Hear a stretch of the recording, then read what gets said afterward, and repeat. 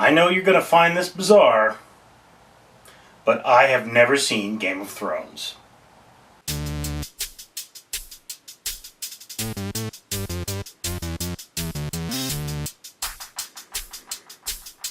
Alright, ladies and gentlemen, I'm fat, I'm naked, and here we are talking about our favorite fantasy property, I guess you would say.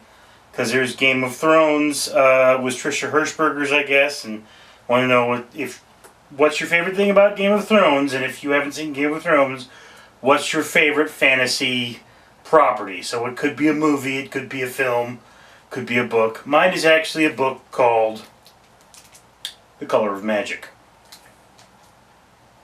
Yes, by Terry Pratchett. Now, okay, those of you who actually watch my channel would be aware of the fact that I'm rereading every book I own. Therefore, if I haven't posted a review of it, I don't consider myself to have actually read it. But this is one of the ones that I selected very early off in my reviewing process because, one, I have read it quite a bit, and two, Terry Pratchett is one of the most published authors in the English-speaking language. I think he published something, the year he published his first book, after that he published something like a book every 6 months until his death, or until the Alzheimer's got too bad.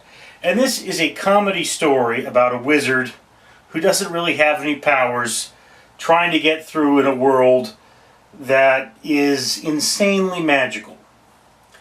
So it's one of the things they say is that he's a fire starting level 0, when the average human being is a fire starting level 1. He can't start a fire. And this book, it's extremely lighthearted. It's lightheartedness done right. There are a few dirty jokes, although it mostly appeals to children. And yes, there is a movie to this. But, I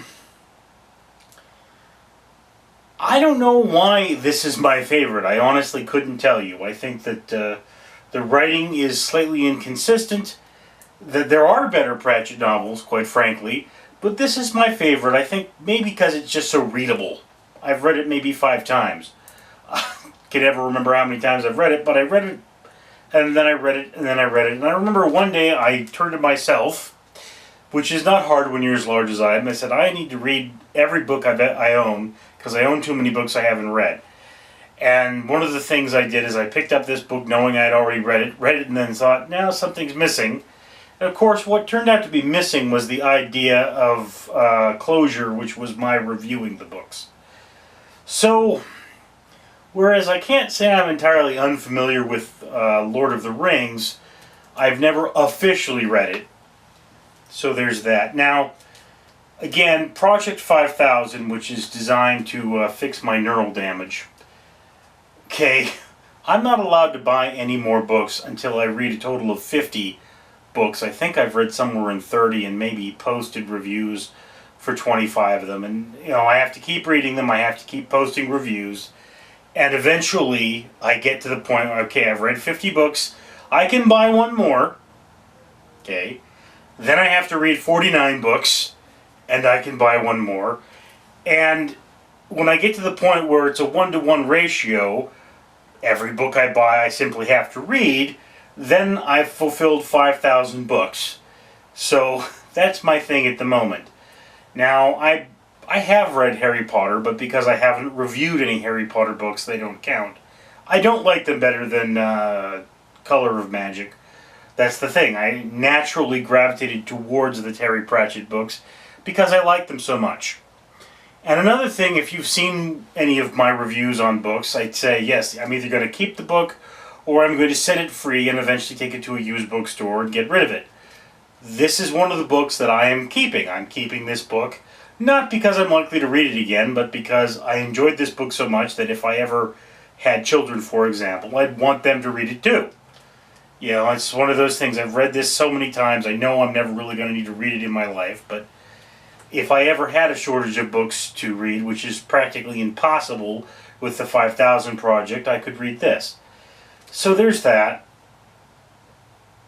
I guess that's pretty much all one can say about that particular matter, but so if you want to make your own one of these videos, I would suggest you go to Trisha Hirschberger's channel and check out her rules, because she's better at saying them than I am. And above all, just remember that fantasy is fantasy.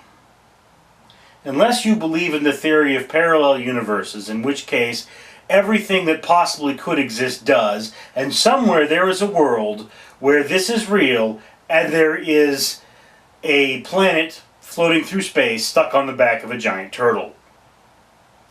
I'm Richard.